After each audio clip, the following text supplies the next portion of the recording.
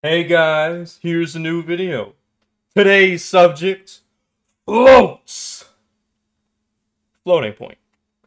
Now, I don't know if you know this story, but I think you should know it. And I know of this story. So I will tell you so you know about it. Alright, so there was this one guy who I generally considered as a pretty smart individual. A genius, if you will. This guy read huge swaths of the Intel Programmer's Manual that you can download online for free.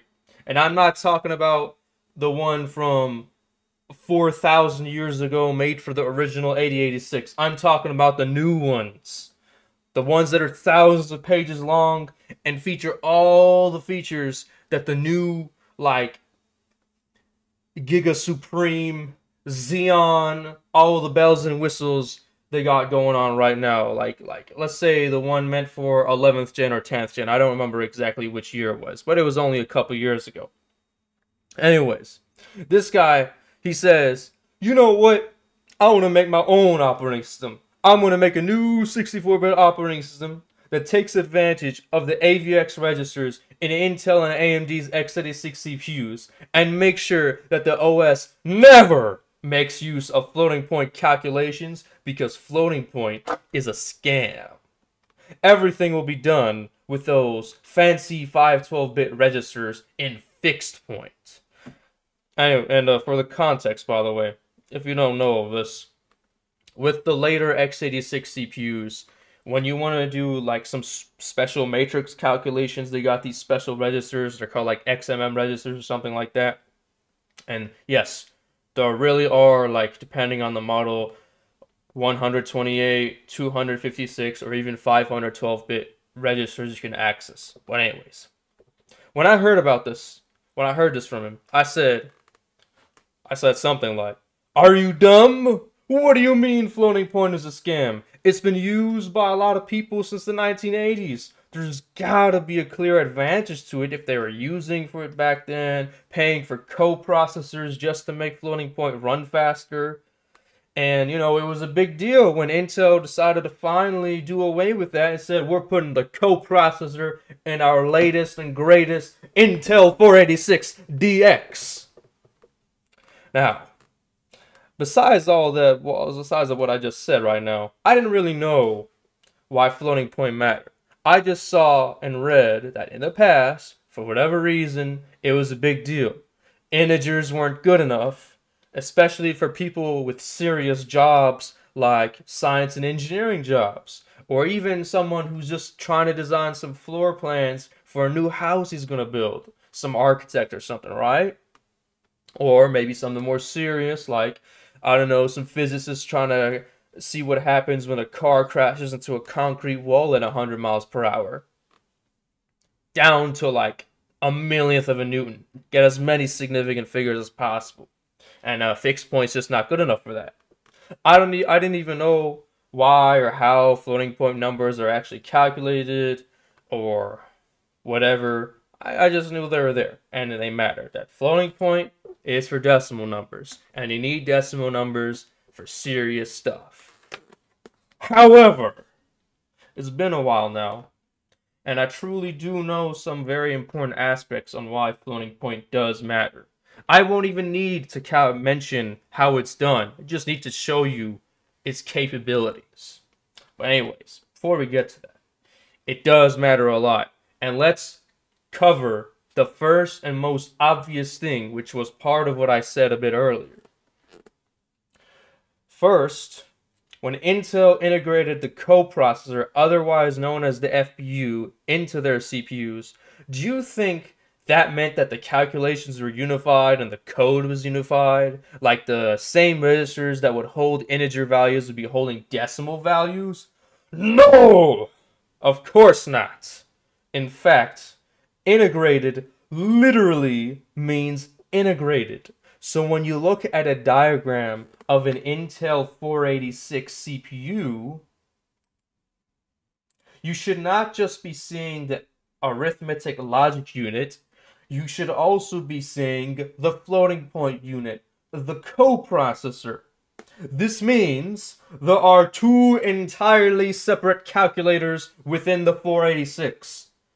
And from every model onwards, especially Intel's models, the Pentium 2, and so on, they would both at least have an ALU and an FPU, and you can run both of them simultaneously, separately and simultaneously, just as the coprocessor did prior to being made as part of the x86 CPU.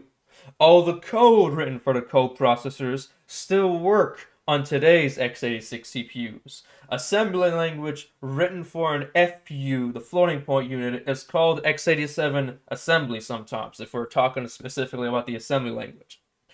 When it comes to x86 multi-core processors, every core will also have both an ALU and an FPU, and that's the bare minimum. That's the bare minimum. Like, you should expect it to be there. The reason why I said earlier, or generally expect it to be there, because the reason why I earlier said, especially Intel a couple of sentences back, is because AMD at some point tried to be slick and only provide one FPU for every 2 CPU cores. Now, that might not exactly like 100% be the story, but that's like 80% of the story, because there's like, some people were arguing on different websites that, oh, there is an FPU. It's just not considered as one FPU unit or something. Like, there's like 4 FPUs inside a unit, even though that kind of makes the unit redundant. Anyways, I don't want to get into that. I don't know enough details to argue either way. But yes, they got sued for that. AMD got sued for doing that. So yeah, in general, every x86 CPU core has a floating point unit in it and an ALU to do the integer math. What AMD did with those bulldozer CPUs, that's kind of like a Siamese twins nonsense, because like they had to share the FPU. Every 2 cores had to share one FPU, and that's like, and so instead of 8 cores, you would get more like 4 pairs of Siamese twins. A freak quad core CPU. Anyways, if it hasn't already been made clear, one of the most important reasons why floating point matters is because it would be a total waste of hardware not to utilize it. Also, what I've just told you is a bit of a simplification, as we just saw. And if you look at this diagram that I hope at least at some point in this video I put on screen, just kidding, it's right there. You can see the Pentium right here. For some reason in this book describes it as CPU 1, CPU 2, and coprocessor. And in the Pentium Pro, you see CPU 1, CPU 2, CPU 3, and a coprocessor. I think what he really means, and I'm 99% sure what he really means, is that he has multiple ALUs and the coprocessor, because they were trying to speed up the math. It does not mean the Pentium was dual core or the Pentium Pro was triple core. They're just putting in more ALUs. It's a bit of a simplification, and maybe some other hardware. That's why they're considering it as a CPU. But as the consumer is concerned, these CPUs, the Pentium and the Pentium Pro, were single core CPUs, and they were still having multiple calculators in them, multiple units that were able to perform math, rather than just one logic unit, arithmetic logic unit, doing everything, include both the integer and the floating point math. The next couple of aspects we must discuss will involve a practical demonstration. I will show what's basically the same program run on 3 different platforms. The first will be Dev C++ using GCC version 9.2, specifically its C++ compiler. The second will be Turbo C++ running in DOSBox, and the third is a C rewrite of the program using the 16-bit port of GCC. I got the virtual machine right here. And yes, I am aware that Open Watcom exists, so I could technically run C++ through that, but I don't know enough about it to expect things to work the way I want them to work. So here's the source code of our program. Take a good look at it. We deal with the 4 primitives: integer, long, float, and double. And we're doing the same calculation for all 4. So like, let's say if I want to add, it'll do integer 1 plus integer 2, long 1 plus long 2, float 1 plus float 2, double 1 plus double 2. And we know it's the same because double is gonna be like the most accurate thing. I'm gonna pass the value in double 1 and double 2 to the other three, and we're gonna find out what's happening. We're gonna find out what happens, what the results are. Let's go.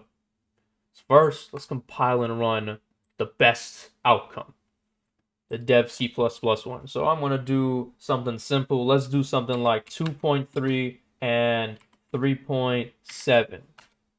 We're going to add, and we see predictably integer and long ended up equaling 5, float and double equals 6. Let's do that with Turbo C++. 2.3, 3.7, we get the same results. This is basically our litmus test. Let's do it on the GCC compiled, like the C version of the program. 0.3, 3.7, 1, and we get basically the same. The only difference is that it formats the printing. It prints out the results a bit differently for the floating point. So let's go a bit bigger. All right. We see that the program is running as intentioned, and we're going to see something a bit big. We're going to go with a bigger number for bigger results, see how everything behaves. So we're going to do it again. Let's do 1920 by 1080. We're multiplying resolution, see how many pixels are in that resolution. We're going to multiply, so we enter 3. And we see everything is just doing fine. The integer and long is correct, the float and double are correct. Very well, very well. Seems we're doing okay for ourselves. We're going to move on to the Turbo C++ version of the program. We're going to do the same thing, 1920 by 1080, enter in 3, and we get, we get our first error. The integer is negative 23,552. That's not the right answer because an overflow happened.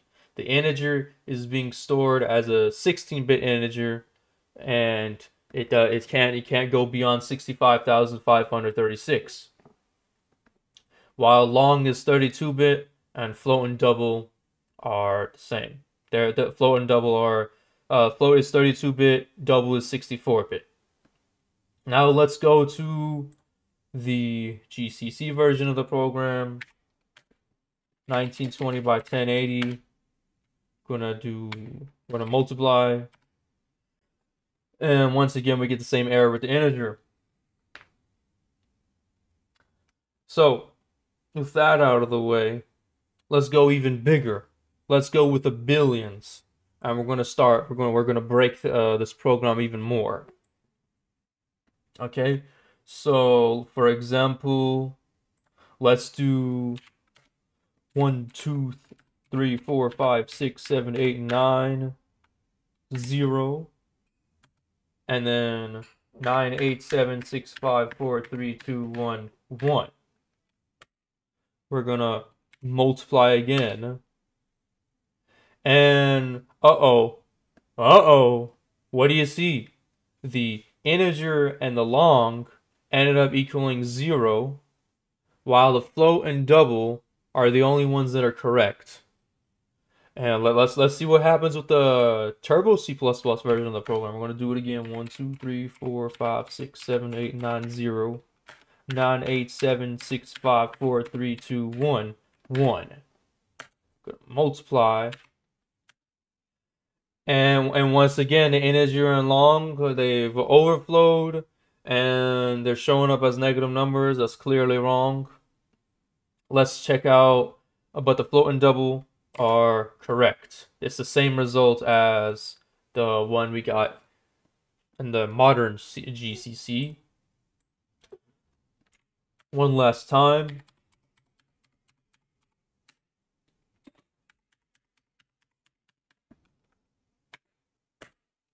Gonna multiply. We see here 12193, and it would be 3 if you round up.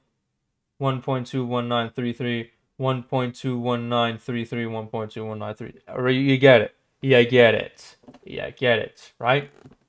So we can't really compare these three values fairly, but within itself, we see that float and double have different results over here. We see the lower digits are a bit off. Now, what I'm assuming when I look at this is that this is a half precision float, and in reality, this double is a single precision float because we're using a 16-bit compiler, so it's being memory efficient. But let's check. So here, we learn that actually floats are 4 bytes, not 2 bytes, so it is not half precision, it's also single precision even within the 16-bit port of GCC. And this question was me asking if longs and integers were the same size in GCC, because I forgot to do the LD, to make printf do an LD, and I'll show you in the DOS rewrite. If I do fed float.c, this is the C rewrite of the program, and I was thinking that when I want to print, it would have been enough to just do %d, but no, you got to do %ld. And for double, you got to do the same. You got to do %lf. And so, since we're on the subject, let's go back to our C++ version of the program, and we're going to add the printf version of printf version of getting console output, so we can get a better idea of if our code is given accurate results, or our calculations are getting accurate results or not. And then I'll give you the two important aspects to talk about this. So what we learned from this demonstration. So we're gonna get at sorry, technical difficulties. Let's do it again. Let's compile. We got it fixed to go with printf, and let's run it. Okay, so this time we do it all again.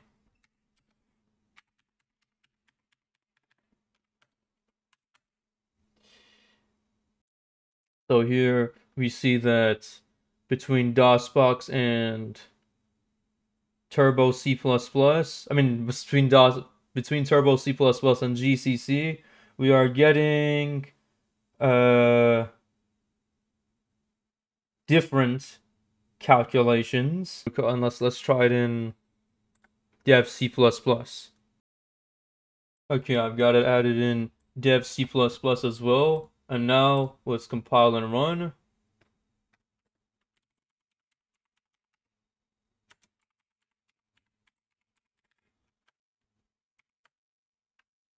Alright, so now let's compare the results. One last time. Let's see, 1219 blah blah blah, and then it ends in 84. Over here ends in 4100, and over here ends at 4080. That's a bit different. Let's compare with GCC. Okay, so what is clear to me now? So, in order to get results as consistent as possible between the three different versions of compilers, Turbo C++ and two different types of GCC, we see that GCC agrees with each other, at least for the floats and doubles, and then for Turbo C++ is doing its own thing. But in both cases, we see, at least for the first several significant digits where it matters, float is able to get a general idea of what the answer is supposed to be. And this is despite the fact that it is using the same amount of information, the same amount of memory as a long. They're both 32-bit values. So, what were those two aspects that I wanted to talk about with this demonstration? One is the range.